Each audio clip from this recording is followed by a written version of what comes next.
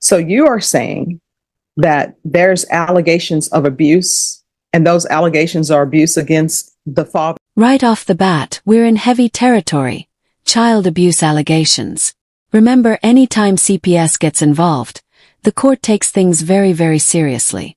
Quick question for you. Do you think locking a child in their room, even at night, should ever be allowed if a doctor recommends it? Counsel, I know you were recently appointed to represent Ms. Hernandez. Are you waiving your time? We are waiving any type of preparation period, Your Honor. I believe we have come to a resolution that'll be acceptable to the court. All right. And do you have any objection to proceeding, Ms. Hernandez? No, Your Honor.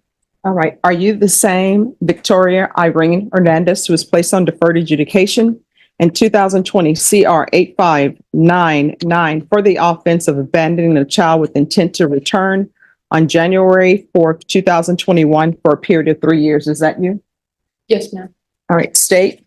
Yes, Your Honor. Violated condition number 13 on or about the 23rd day of April 2024 in Carroll County, Texas. Defendant Victoria Hernandez did then and there operate a motor vehicle without a valid Texas driver's license in violation of condition number 13. How do you plead to that? True or not true? Waiver of any violated conditions. Any objection? No objection, Your Honor. Did you understand by pleading true to violation of condition number 13, the court could find it true, grant the motion, find you guilty, and sentence you up to 2 years in the state jail facility and up to a $10,000 fine? Did you understand that? Yes, Your Honor. Knowing that, do you still wish to plead true to violation of condition 13? I do. Court will find violation of condition number 13 true. Is there a proposed agreement? No, there's not. All right. State, what are you requesting? State's requesting revocation. Defense, what are you requesting? Your Honor, probation had made a recommendation to extend for 1 year, place Ms. Hernandez in a DDRF, followed by mixed supervision and a parenting class. And as the court could see, she was in felony drug court. DDRF was held in abeyance last time as an option, and she is motivated to go to DDRF, be successful in it. Apparently the wait is only 3 to 6 weeks, and that's what we're asking the court to do. All right. Any objection to the court reviewing the court summary? No objection, Your Honor. All right. Ms. Hernandez, I don't think you're a good candidate for probation. And let me just tell you why. Felony drug court is an intensive form of probation. I know that. But from reviewing the court summary, it's not as though felony drug court, you mess up one time or you make a bad choice one time that they say, oh, we're not going to deal with you anymore. And I'm looking here at the sanctions that they gave you over there. And let me just tell you how many sanctions they gave you, which means this is how many chances they gave you. You understand? So it's 1, 2, 3, 4, 5, 6, 7, 8, 9, 10, 11, 12, 13, 14, 15, 16, 17, 18, 19, 20, 21, 22, 23, 24, 25, 26, 27, 28, 29, 30, 31, 32, 33, 34, 35, 36. 56 chances. Most people in drug court don't get anywhere near that number. That tells us 2 things. 1, this judge really tried to work with her, and 2, sometimes the system bends over backwards, but at what point is enough? That's what you're coming to this court with. 36 times felony drug court was seeking to work with you. So you see where my mindset is? And do you understand why? Yes, Your Honor. And so I placed you on probation here. And even here, you had a motion to revoke filed against you. And that was on, well, it was heard on March 9th, 2022. And that's when you were sent to felony drug court. So I don't think you're a good candidate for probation. Judge, if I could. Yes. One thing for Ms. Hernandez, the good thing about felony drug court for her was that it is our belief that it has worked. She has been clean since September, and if she was tested today, she's going to come up negative. Mhm. So, it's not like she totally, yeah, there's several things that she did do correctly in felony drug court. There are a number of things, obviously, as the court has seen, that weren't done correctly, but she's made a lot of her appointments and, she has ended up clean, which is the point of felony drug court. I just don't think you're a good candidate. I mean, felony drug court, that's a very good program. And what felony drug court has placed, the issues they have with you, I mean, they're major issues, but instead they are still trying to work with you. And they tried to work with you a lot. Here's the thing. I know a lot of people want to stay on probation. They do. Like, nobody wants to go to prison. I don't take any joy in sending the people to prison. And everybody. This is one of those powerful moments.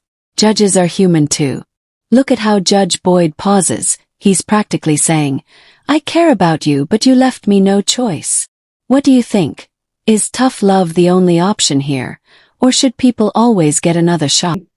That I send to prison, or everybody I place on probation, I actually do remember them. Even as a defense attorney, I had some clients who ended up in prison. Guess what? I still remember them and wondering how they're doing, and hopefully they've changed their life. And it'll be the same with you. I just don't think you're a good candidate for probation. I think we tried. And So, And Judge, the only other thing is she's never been given a felony conviction before. That's why she wants to stay on defer. She's motivated for it. And that's why she was hoping that the probation's recommendation would be followed. all right, this is what I'm going to do. I'm going to find 13 true. I'm going to revoke, find you guilty, and I'll sentence you under 1244. Does anybody want to state any objection to her being sentenced under 1244? All right, I'll sentence you under 1244. Let's talk about the time. Yeah. How much time does she have? Anybody know? How about before all the past few years? Judge. Yes. So I was going back and forth with the drug court personnel in this case, and there is some concern if she is given a sentence JSAT. Oh, it's not going to be JSAT. Okay. All right. And what was the concern though? Now you've piqued everyone's interest. Judge, Now it gets even more heartbreaking. The child at the center of this is reported to have special needs. That raises the stakes because stability isn't just important, it's critical. Audience, let me ask you. Should parental rights be automatically at risk when a special needs child is involved in neglect cases? they feel that a JSAT sentence is not the reason why she was kicked out of drug court and so forth. They just don't think JSAT would be appropriate. And some other concerns in regards to her child. So if she was given JSAT, they just have concerns in regards to that. Now, if she was continued, then that would be something different, but they are not in agreement with anything JSAT. All right. So what is the issue with the child? From my understanding, there is a CPS open case for neglect and possible abuse. Not on me, on the father. Okay. There's an open case. And state you're asking for revocation? Correct, Your Honor. So we are not opposed to revocation, but we are not with JSAT. Okay. Judge, if I I mean, may, what I can tell you, I wasn't going to give her judgment satisfied. I just, let me just tell you what my thought processes were. Yes. My thought process in reading everything was I saw that there's a child involved, right? This case involves a child and it's abandoned with intent to return. So I understand. And I understand that that child, they're telling the report is special needs. Yes. But she's making horrible choices. at the same time, Judge, if she goes to DDRF, it doesn't kick the can down the road. It puts her in a position where potentially she'll be a better citizen, better productive parent. So DDRF only lasts for long, probation only lasts for long. If we help her continue, she has a possibility of, one more chance. And the court has given plenty of chances before, but if she's given one more chance, there's a possibility that one day she's going to be still with this child, and that child needs a stable parent, and DDRF will help in that potentially. State? Is the state still recommending revocation? Well, Judge, criminal child involved, I mean, the state would be opposed to DRF. We'll tell you what. Your special needs child has saved you. And you are not saving your special needs child. So where is the child now? He is with his father at the moment. The CPS case is on the father and the current girlfriend. And So let me get this straight and correct me if I'm wrong. So you are saying that there's allegations of abuse, and those allegations are abuse against the father who he's with? yes, Your Honor. And the case has been open for about they opened one CPS case, my court did, because of the what they had found in my phone. And then the caseworker got in touch with What did they find? father. Wait, raise your right hand for me, please. Do you solemnly swear and affirm the testimony you give will be the truth and nothing but the truth? Yes, Your Honor. So help you God? Yes, Your Honor. All right, So state your name. Victoria Hernandez. What did they find in your phone?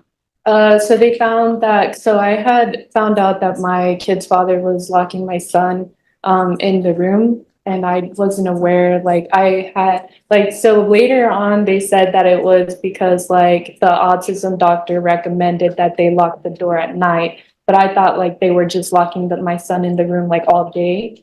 And so that's what drug court found on my phone when they were going through our messages, was me getting mad at the dad about locking my son in the room. And so they called CPS for neglect. And then the dad got another CPS case because I believe the school called CPS for neglect as well. All right, any objection to somebody from drug court zooming in? Objection. No objection. All right, just have a seat. Drug court is going to zoom in so we can get to the bottom of what's going on. All right, we're back on Victoria Hernandez. Hi, Officer Garcia.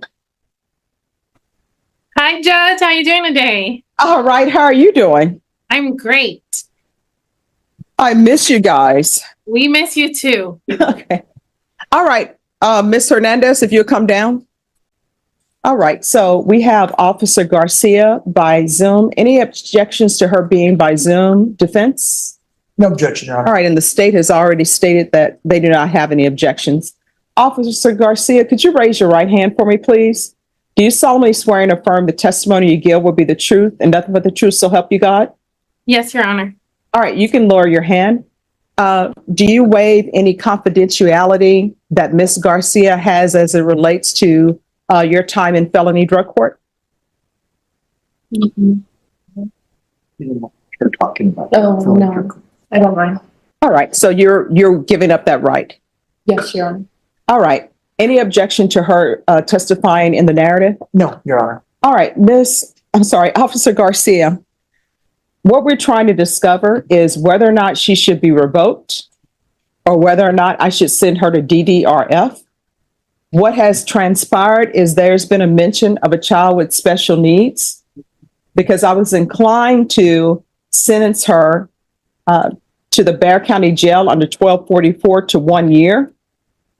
Can you tell us how she was doing? What have been the issues with her in the drug court, and what would be your recommendation for her? Judge, Victoria was on my caseload the entire time that she was in felony drug court. As you saw in the court summary, we did work with her extensively. Every time there was a violation, we used progressive sanctions. We did have DDRF in abeyance, back on 9/20/2023. Instead of that, we went ahead and gave her the chance to do Alpha Home, which she did complete. However, she went right back to her old criminal thinking. People, places, the basics that we teach in felony drug court. We were working with her, and we happened to do a phone search only because there was another phone search done on another participant, kind of intertwined the two. And that is the only reason why we found out is like it fell into our lap. It wasn't something that we were looking for. And we had concerns again because of her special needs child. We do have another case against her in CPS. So the CPS case, there is one pending for the father of her child, and we do also have one for herself. All right. Do you know, with regards to the case for herself, what is that about? Because of what was found on her phone. So what was found on her phone has absolutely nothing to do with the child's biological father? It's actually both of them are involved. But again, he was the only one that the case had. The first CPS case is only on him. So when we found the information that included both of them, a CPS case was filed against her as well. So what was on her phone? Did it have to do with, I don't want to get into too much, but what was on her phone? Did it have to do with her as it relates to her and her child? Yes. Concerning for her to be around her child. Absolutely. Okay. And then considering her case that she's on as well. So with that being said, we have seen often that we work with the individuals and there wasn't really enough progress, and we don't feel comfortable with probation doesn't like to recommend revocation. But we have seen in drug court that a lot of our participants are getting credit for time served. So we didn't want her to just, get a JSAT and be done, because then there's no problems that are fixed. And then we have the concern for the son, because she will be able to go back and just be around him. That was what she was trying to do while she was on my caseload. So that is very concerning. If I could recommend revocation without the JSAT, I would. And I would like to. That's what I would like to happen. All right. Do you have any questions? Notice how the defense attorney keeps pointing out her clean streak since September. That's a strategy. Highlight the positives, downplay the negatives. But the probation officer's testimony makes it clear. Progress just wasn't enough. Classic courtroom tug of war. I do, Judge. All right. Officer Garcia, Yes, sir. throughout her time throughout felony drug court, she tested negative on multiple occasions, correct? She did. However, she also tested positive. How long ago was that? Let me check. Drug test. Well, she did have a no-show, so to us, that was April the 17th. That is considered a positive in felony drug court. Let's see, her last positive would have been September of last year. 2023? Yes. And again, she did go to treatment during that time frame before we just got her back reporting in person. That's all I have for you. Thank you. Mm-hmm. All right. And Officer Garcia, you all are not willing to accept her back. Is that correct? No, Judge. We worked so much with Miss Victoria, and it just seems like we hit a wall at this point. All right. Thank you so much for zooming in on such short notice. I appreciate it. Yes, Judge. You have a good rest of your afternoon. Okay. All right. Bye-bye. Bye-bye. All right. So with her,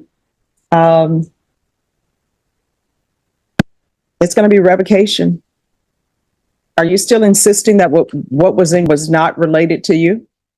I wasn't aware the second time around that a CPS case was put on me. I've been in jail. No. My question is, It are you is. still saying that what was on your phone regarding your child is unrelated to you? No. Okay. The gavel comes down 2 years. But here's something most viewers don't realize. Texas state jail felonies aren't like prison. There's no parole, you serve day for day. So, is that fair justice? Or is it just warehousing people without real rehab? Judge, in lieu of that, we're asking for the minimum time in law. Apparently she has 158 days in custody over the past 3-4 years. And I would argue that, she has done several things right. She's also done several things wrong, but there was several things. She did participate in the felony drug program and did a lot of good things. So we want the court to reflect on that. All right. This is what the court is going to do. Court is going to revoke you. Let me see. Where is the trial court certification? Handed it to the court. I do have it here. The court is going to revoke you. The court is going to find you guilty. The court will give you credit for any time served. The court will give you credit if you successfully complete an inpatient treatment, because I see there was some inpatient treatment maybe through alcohol. If you successfully completed that, the court will give you credit for that. And the court is going to sentence you to 2 years in the state jail facility. I'll recommend the therapeutic community. I can't force them to place you in there, but if you request it, they will consider it. If you don't request it, they will not consider it at all. And I'll also request mental health while she's at the state jail facility. Going to show you what's entitled Trial Court Certification of Defendant's Rights to Appeal. Did you review that with your attorney? Did you understand it? Yes. All right. You have a limited right to appeal. That right to appeal is as it relates to the allegations in the motion, not the fact that you were on deferred adjudication. Because this is a felony conviction, you're not allowed to own or possess any weapons or ammunition. If you have a question over what a weapon or ammunition is, you need to speak to an attorney. Do you understand? Yes, Your Honor. All right, we can go off the record. You're going to have to get your life in order. If you don't, your life is going to continue to spiral out of control. Felony Drug Court is a good program. They work with you for 2 years trying to help you, and you still just want to do whatever you've been doing, which is not good for your son. I always tell people, you're an adult. Your son is not an adult. Your son is 100% dependent on you, upon you, and you're just doing foolish things. Good luck to you.